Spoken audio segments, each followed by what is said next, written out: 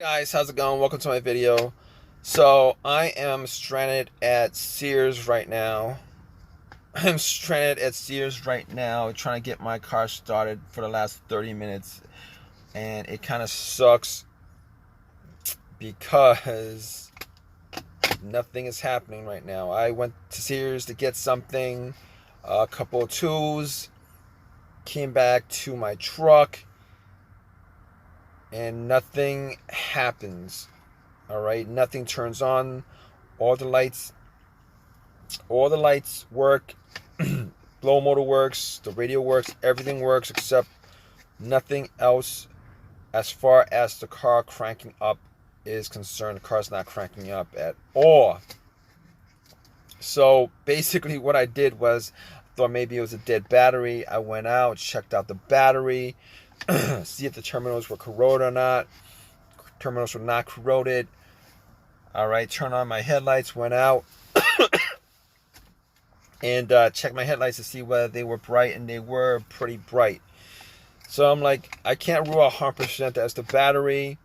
And I had this situation happen to me about a month and a half ago where it took me more than 6 tries to get it started. And it did start up that time, but this time around, I tried starting it up maybe like 12, 15 times and nothing happened. And I was like, maybe it's the battery that's the problem. So went back into Sears, bought a battery pack and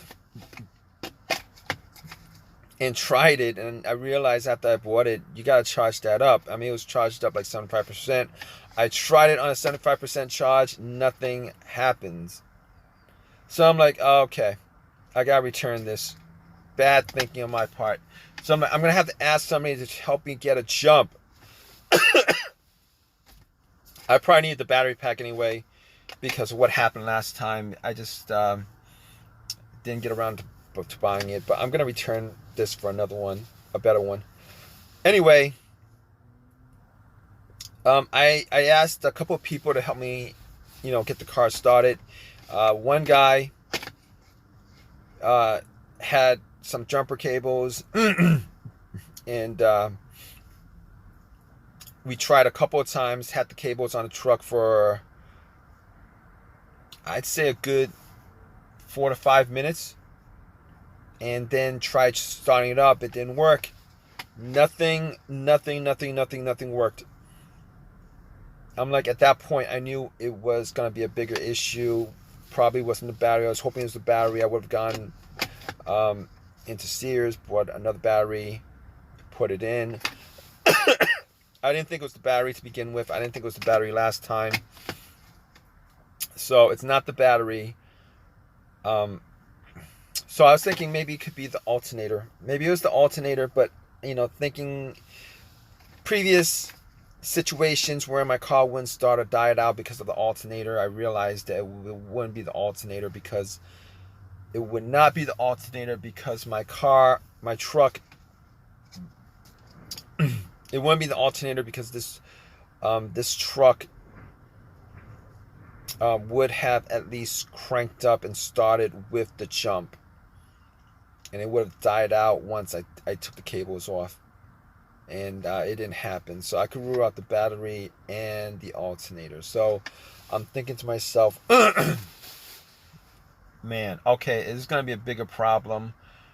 I mean, I'm glad it wasn't the alternator, but I think the alternator would have been an easy part to swap out than another part. I'm hoping it's not.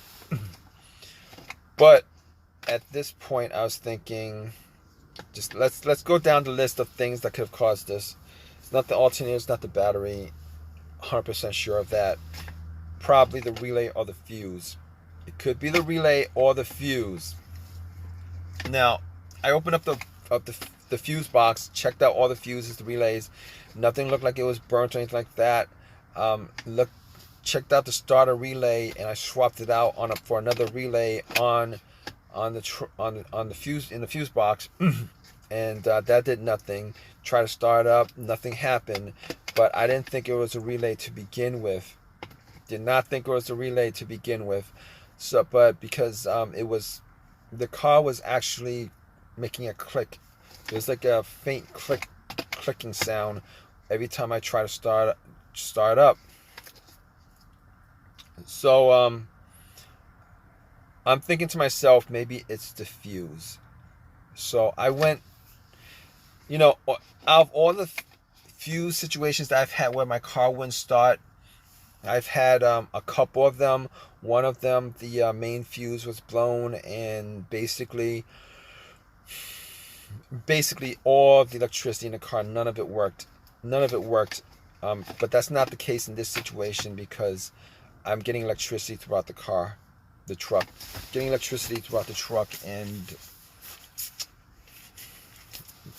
that's not the same situation. So it could be the other situation where I had a fuse issue, where the fuse pump blew. Now that other situation, I was able to crank my car up, but it just wouldn't turn over. So I switched that out, and the car worked without any problem. The car that I had. This truck, however, that's not the same situation, considering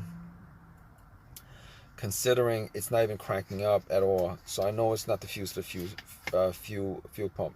But I did go back into Sears, bought a fuse tester from the auto department, checked out all the fuses. Lit up without any issues. So it's not a fuse. So at this point, I'm thinking that it's probably the starter that's causing it. I'm not 100% sure that it is the starter on this truck that's causing it, but I did have the starter swapped out, I'd say about a year and a half ago, I think. Probably a year ago. And I haven't put on any more than probably like 15,000 miles on this truck since I got it. And it's gonna suck if that is the case. Now I don't know 100% if that is the case, because I haven't tested out at this point. Tripway is going to pick up this truck, because I've done as much testing as I could do on the road in the parking lot. And I'm going to have to get this car towed to my house, and then we'll figure out what that situation is. But if you guys want to just I'm gonna keep you guys updated on this. So I did work on my truck. It's the next day. I did work on it. Guess what? It was the starter that was the problem. It was the starter that was.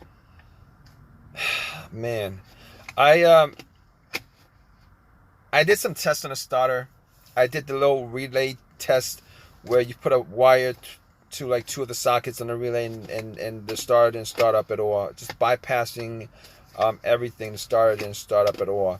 So at that point, I knew it was the starter that was the problem.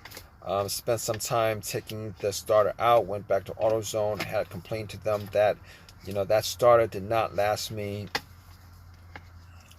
That starter, that was a bad purchase on that starter, and they told me that there's nothing they could do about it, but it was under warranty. They gave me another remanufactured starter, and I was told by them that the reason why the new starters were more expensive than the rebuilt starters is because on the rebuilt starters they only swap out the one thing that's broken on